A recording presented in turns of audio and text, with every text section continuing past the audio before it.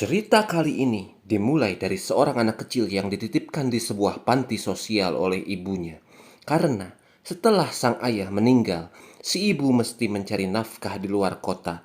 Saat tiba saatnya untuk pergi, si anak pun terpaksa melepaskan tangan ibunya. Welcome to Filmin Seven, tempat di mana Dorian bercerita dan Sick of being the monster out of my head, under my bed. Think you're something out of my nightmares. Standing right there. And when you get barbecue, and when you get barbecue me.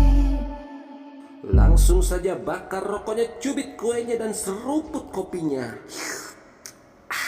3 detik kemudian, di siang hari yang penuh dengan kesibukan, kita melihat si anak panti tersebut sudah menjadi remaja dengan tubuh tinggi, kulit sawo matang, dan dandanan simpel seperti remaja Jepang pada umumnya.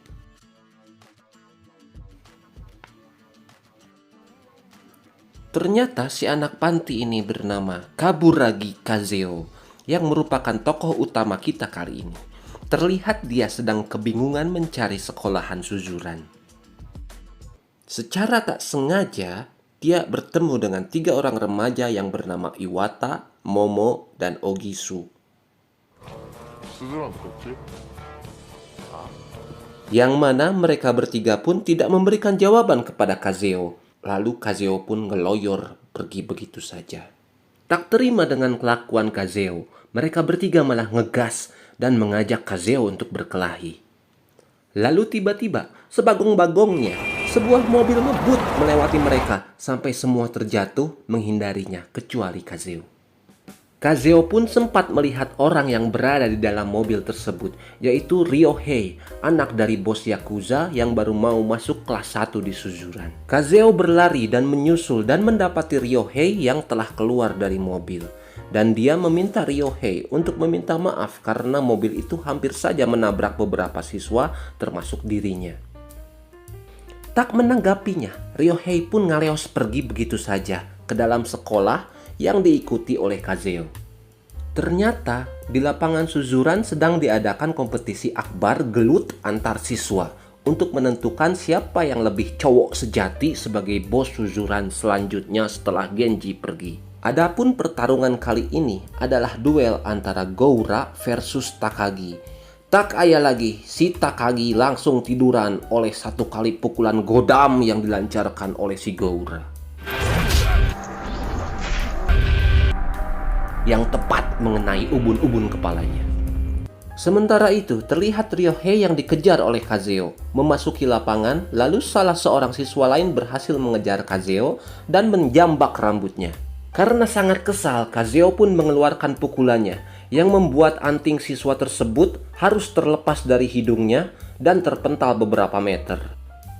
Tentu saja tinju besi Kazeo membuat siswa-siswa yang berkumpul terkaget-kaget karena penampilan Kazeo hanya biasa-biasa saja. Di dimensi yang lain, kita melihat Makise dan Ken, yakni tokoh di Cross Zero sebelumnya, tak sengaja bertemu di sebuah bar. Karena sekarang Makise bekerja sebagai mekanik di sebuah showroom mobil bekas, dia pun mengajak Ken yang gembel untuk bekerja bersamanya.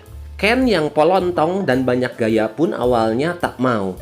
Akan tetapi, setelah melihat yang punya showroom adalah seorang janda muda bernama Aya yang cantik dan beranak 1, si Ken pun berubah pikiran. Sementara kita kembali ke Suzuran. Terlihat Ogisu dan kedua temannya yang ingin menjadi anak buah Kazeo memberitahukan peringkat-peringkat petarung yang ada di Suzuran. Yang pertama adalah Goura, orang yang baru saja jadi bos besar di Suzuran. Yang kedua adalah Takagi, orang yang tadi dikalahkan oleh Goura sekali pukul. Yang ketiga ada Terajima, si botak yang beradab. Peringkat keempat ada Honda yang selalu one heart. Perlu diketahui, di mana 4 orang yang barusan saya sebut itu ada di grup Goura. Sedangkan Kazeo sendiri berada di peringkat kelima, di peringkat keenam ada Suji, ketujuh Yamashita. Dan tak lupa monster yang selalu ikut dari sejak episode 1, yaitu Rindaman yang kagak lulus-lulus. Sat. Beberapa hari kemudian, di malam hari yang indah dan cerah, Ogisu and the Boys mengajak Kazeo untuk ke sebuah bar untuk menikmati Mama Lemon, minuman kesukaannya. Dari obrolan setengah mabuk di sana, Ogisu pun mengetahui cerita Kazeo, di mana Kazeo tidak suka bertarung karena tidak mau berakhir seperti ayahnya yang meninggal karena sebuah pertarungan. Sekonyong-konyong, terjadi keributan dengan anak-anak SMA Kurousaki yang saat itu dipimpin oleh Shibata. Melihat Momo dan Iwata dipukuli, Kazeo marah dan hubak-habak gelut.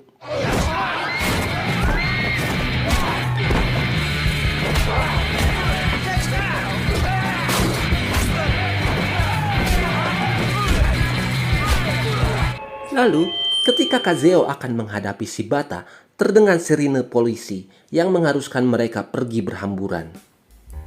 Sesampainya di belakang bar, mereka mengobrol dan Shibata memberikannya sebatang jarum coklat hasil ngutang dari warung teh cucu, dan sebagai bos di sekolahan Kurosaki, Shibata mengatakan bahwa Kazeo harus menjadi bos di Suzuran agar mereka dapat melanjutkan pertarungan malam ini. 5 detik kemudian, layar membawa kita dan memperlihatkan sekelompok Yakuza dari grup Otsu yang ingin membeli showroom kepunyaan ayah.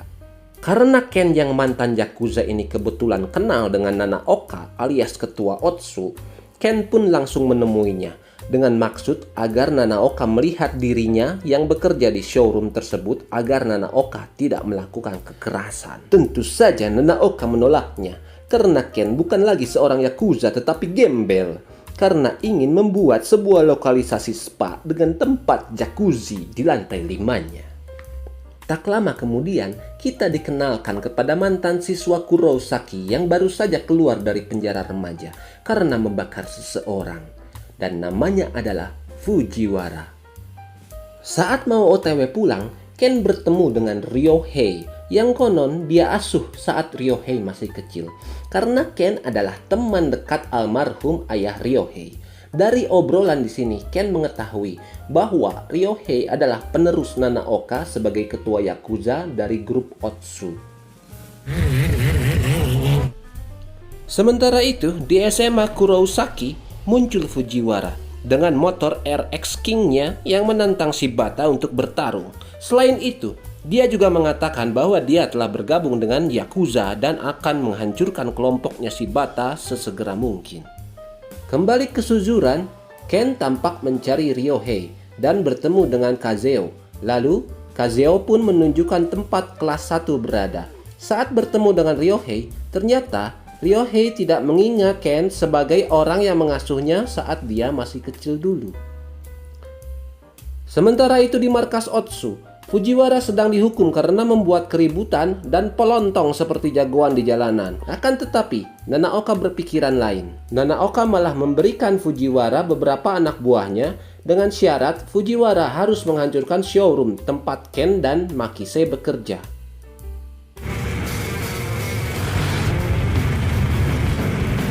Beberapa waktu kemudian, Fujiwara memakai kesempatan dalam kesempitan itu untuk mengobrak-abrik anak-anak SMA Kurosaki, tempat di mana dia bersekolah dulu.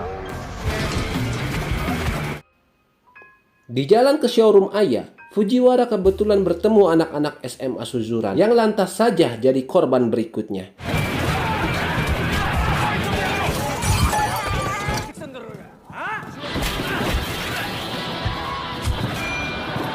Setelah itu, dia pergi ke showroom untuk menghancurkannya sesuai dengan yang diperintahkan oleh si bos Yakuza.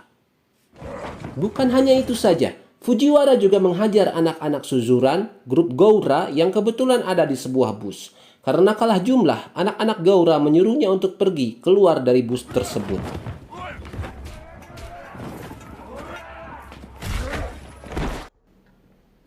Di sore harinya, Shibata membawa Honda yang merupakan anak buah Goura yang dihajar oleh Fujiwara di jalan.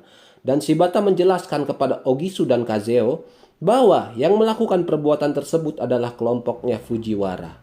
Kembali di markas Otsu, Fujiwara lagi-lagi kena marah Karena showroom mobil ayah belum hancur sepenuhnya, Nanaoka lantas saja menyuruh Fujiwara untuk membakar showroom tersebut. Di malam hari yang indah dan cerah, Fujiwara mengajak Ryohei untuk membakar showroom milik ayah. Sebelum mereka melakukannya, datanglah Ken Makise dan ayah. Ken langsung membujuk Ryohei untuk tidak melakukannya, sebab katanya mendiang ayah Ryohei pasti tidak mau Ryohei berbuat seperti itu. Lalu, Ken menyiramkan tubuhnya dengan bensin agar Ryohei sekalian saja membakarnya. Namun, tanpa banyak bacot, Fujiwara melempar pemantiknya dan membakar showroom tersebut. Keesokan harinya, pagi-pagi buta, Goura mengamuk dan mencari keberadaan Fujiwara atas tindakannya menyerang teman-teman Goura. Salah seorang anak buah Fujiwara menyuruh Goura untuk menanyakannya kepada Ryohei. Sekonyong-konyong, Goura ditusuk dari belakang. Akan tetapi serangan itu seakan tak terasa bagi seorang Goura.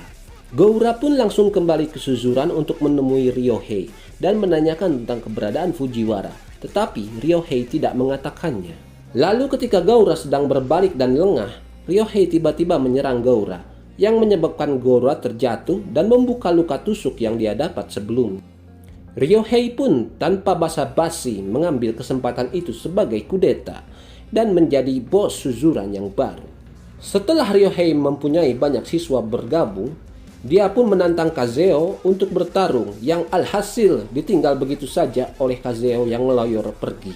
Adapun Ogisu yang datang dan panas oleh perbuatan Ryohei menyerang pasukan baru Ryohei dengan membabi buta. Setelah itu, dia balik dipukuli oleh anak-anak Ryohei.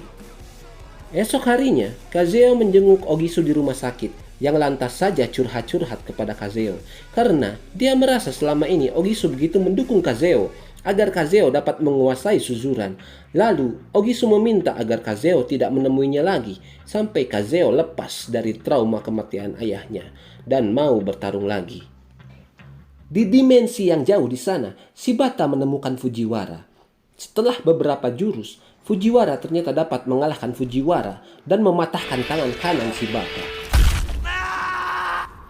Seperti yang telah digariskan oleh seorang sutradara, kini Ogisu, Goura, dan Shibata dirawat di rumah sakit yang sama. Saat Kazeo menjenguk mereka, Goura menyarankan Kazeo untuk cepat-cepat mengambil tindakan. Karena jika tidak, Goura memastikan bahwa Kazeo akan kehilangan sesuatu yang sangat berharga baginya. Setelah berpikir untuk beberapa hari, Kazeo pun membulatkan tekad dan menerima tawaran Ryohei untuk bertarung, yaitu besok hari di lapang Suzuran dan berduel one-on-one di atap sekolah. Esok paginya, Kazeo bertemu dengan Ogisu and the boys yang merasa sangat senang karena Kazeo telah lepas dari trauma kematian ayahnya. Selain Ogisu, Kazeo pun menerima bantuan dari Goura dan anak buahnya yang tersisa, serta beberapa siswa Suzuran yang memihak kepadanya.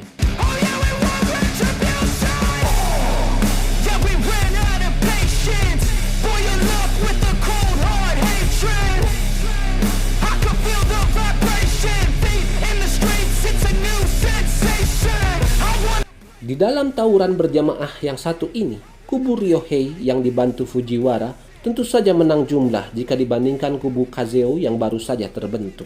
Dan lalu, dengan gagahnya, Kazeo memulai pertarungan dengan berteriak,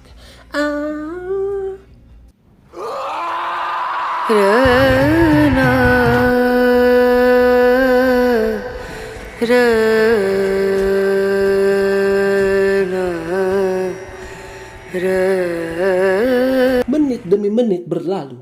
Kazeo dengan Ogisu akhirnya bisa menerobos masuk dan menuju atap sekolah untuk duel dengan Ryohei. Sementara itu, Goura masih sibuk dengan cecunguk-cecunguk Suzuran dan Fujiwara. Fujiwara yang mengetahui tempat luka tusuk Goura segera saja mengambil keuntungan dari Goura. Sekonyong-konyong, Shibata datang dan menendang Fujiwara dan mengajaknya untuk bertarung lagi. Melihat tangannya yang masih diperban, Fujiwara tak menyia-nyiakan kesempatan itu. Sesaat kemudian, Fujiwara tidak sengaja menarik baju Shibata yang menyebabkan luka bakarnya terlihat. Melihat luka bakar Shibata, Fujiwara mengingat kembali masa lalunya yang menyebabkan dia di penjara. Dan setelah itu ternyata Fujiwara kehilangan mood untuk bertarung. Sementara itu, Kazeo masih berduel dengan Ryohei. Setelah beberapa jurus dikeluarkan, akhirnya pukulan tinju besi Kazeo mendarat mulus di rahang Ryohei yang menyebabkan Ryohei tak berkutik lagi. Dengan demikian, Kazeo resmi menjadi bos Suzuran dan mereka merayakannya dengan mabok Mama Lemon di barnya Koaseng. Selain itu, Nanaoka pun ditangkap polisi karena terbukti sebagai dalang pembakaran showroom mobil bekas milik Aya. Setelah semuanya berlalu, Ken, Makise, dan Aya menggelar pembukaan kembali showroomnya yang sempat dibakar. Sedangkan Kazeo, tiba kini saatnya untuk Kazeo menghadapi monster bernama Rindama. Dan film pun tamat. But if I lay down and I play dead and I stay dead. Adapun setelah menonton film ini selama 2 jam lebih, saya merasa bahwa para burung Adapun setelah menonton film ini selama 2 jam lebih, saya merasa bahwa para guru